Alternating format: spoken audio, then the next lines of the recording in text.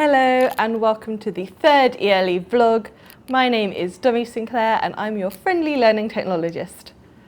So there's a few things I want to touch on in today's video that I mentioned in the video from last month.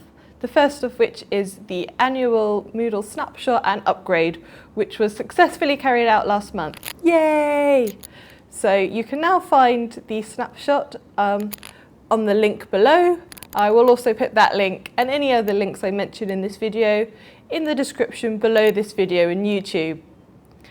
As well as the snapshot going well, the upgrade itself also went well. And if you'd like to find out about the new features that were introduced or any of the other changes, then you can find this out on the new features page in the Moodle Resource Centre on the UCL Wiki. Again, that link in the description below. So following on from the successful upgrade, it's now the time of year where we recommend course resets. This is obviously for standard undergraduate programs that are not currently teaching.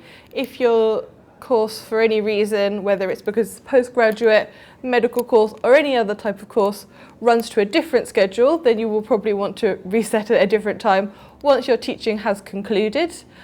You'll find instructions about resetting in the reset link that I'll put in the description below, also in the Moodle Resource Centre wiki. Additionally, I am planning on creating a video of the 3 simple steps to resetting your course, and hopefully that should be available on our YouTube channel next week, if not this week, but maybe next week, so don't hold me to this week. So next week, reset video to help walk you through the process, and it is a really easy process once your teaching has concluded and you are ready to do that. So as well as upgrading Moodle, we've also recently run an upgrade to Turnitin version 2. So Turnitin version 1 has not been upgraded since the Moodle upgrade, however Turnitin version 2 has.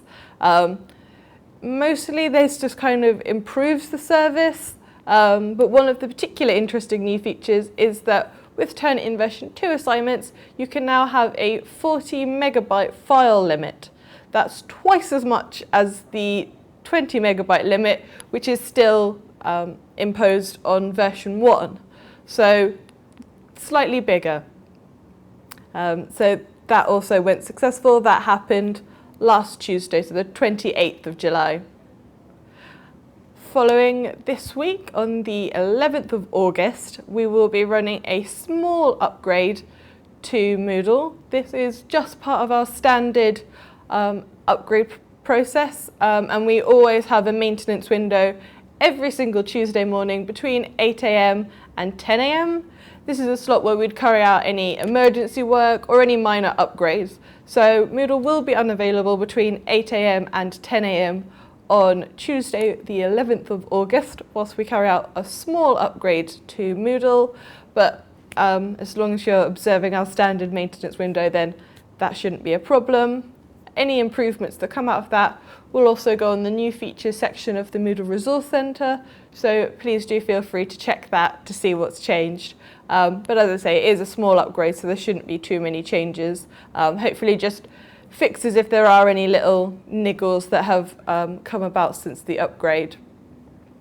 So just checking my notes to make sure I say everything. So another thing I mentioned in the video last time was Lecturecast archiving. That's taking place as I speak. So that has started on the 3rd of August and is scheduled to run until the 8th of August, although we're hopeful that it may conclude slightly sooner. So what that process involves is basically every year at this time of year we do an archive, so we take everything that's currently available in Lecturecast and move it to the archive. That will mean that it is unavailable. Anything that you want to make available again, it's then your responsibility as the owner of that video content, so whether you're the tutor or the course administrator, to move that back and make it available, unless you're on the exempt list, and if you are, then I'm sure you'll be aware of that. If you want to find out more information about Lecturecast archiving, then you can do so in the Lecturecast Resource Centre, and that link will also be in the description below this video.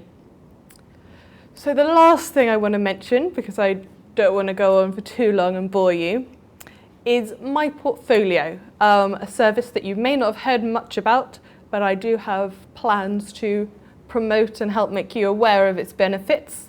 So MyPortfolio is our online portfolio system based on Mahara software.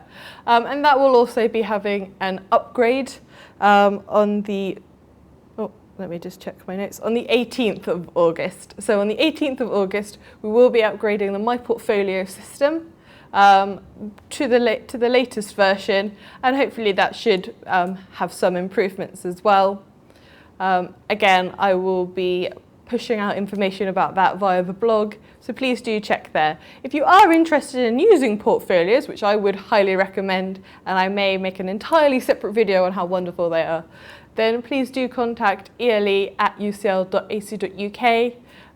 that email on the screen, and we'll be happy to offer advice, support, and help where we can. That's all I'm going to talk about for this video. Thank you very much for your attention, and I will see you soon. Bye.